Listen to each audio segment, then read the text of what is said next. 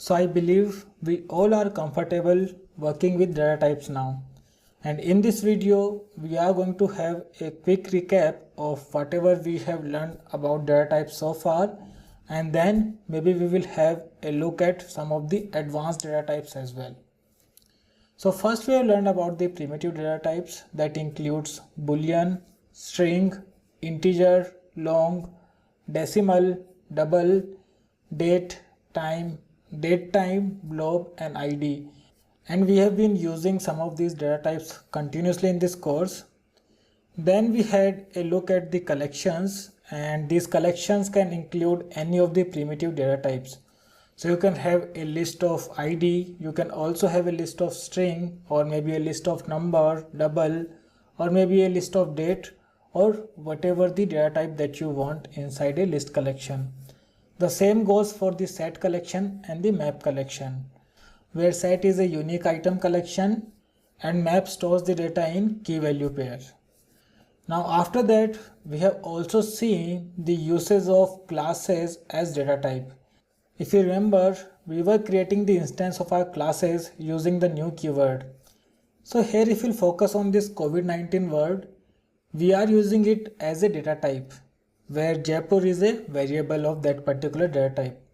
So this means you can also use your Apex class as a data type, and this variable that you will create can have access to all the methods and variables of that particular class. And you can use your Apex class data type in collections as well. So you can create a list of COVID-19, or maybe a set of COVID-19, or maybe something very advanced like map of string and then list of COVID-19. So you can use your class data type in any of the collection as well, in the very same way how you use your primitive data types. Now after this, we also had a look at the standard and custom objects as a data type. So when you create a new instance of your custom object or maybe a standard object, then also you are using that object as a data type. So here account is a data type where ACC is a variable. So this means your standard or custom objects can also be used as data type, and all the collections also supports these data types as well.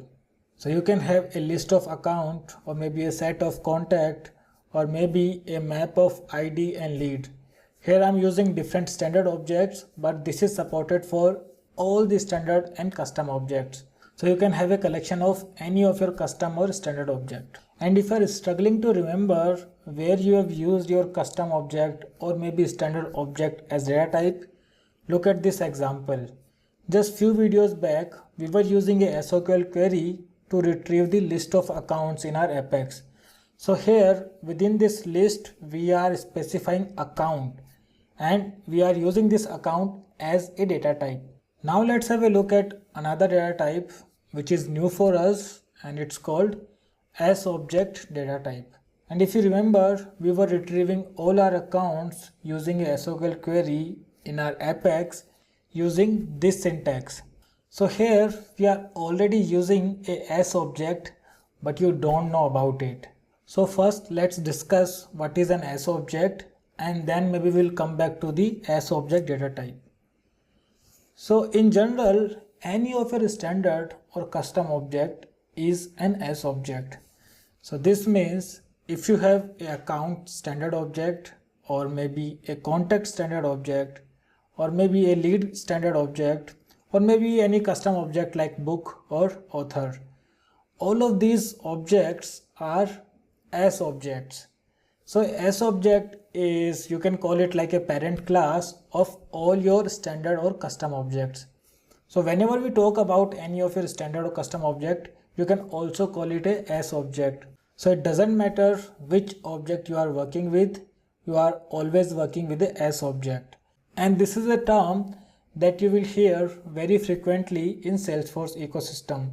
And whenever you hear this term, just don't get confused, and remember that any of the standard or custom object in Salesforce is an SObject.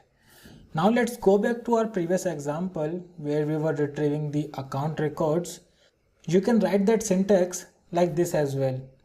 So if you want to retrieve all the accounts, then you can have a list of SObject. Even if you want to retrieve all the contacts, then also you can have a list of SObject. The same goes for lead, book and author objects as well. So this looks pretty simple, right? Doesn't matter from where you are retrieving your records, you are always retrieving a list of SObject. You can specifically mention your account as object as well, like you can have a list of account and then a list of contact and then a list of lead or so on, or you can simply have a list of SObject.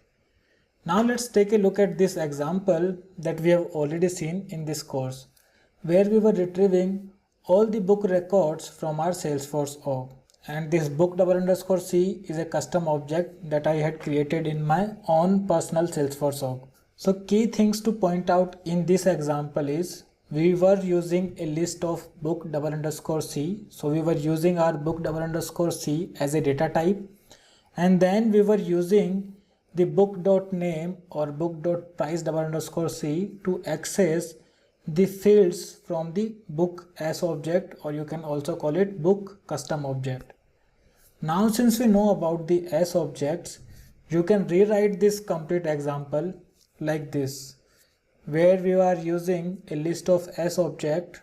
Our query remains same, and in our for loop as well, instead of having a book_c local variable, we are using a S object local variable. But do you think it's gonna work?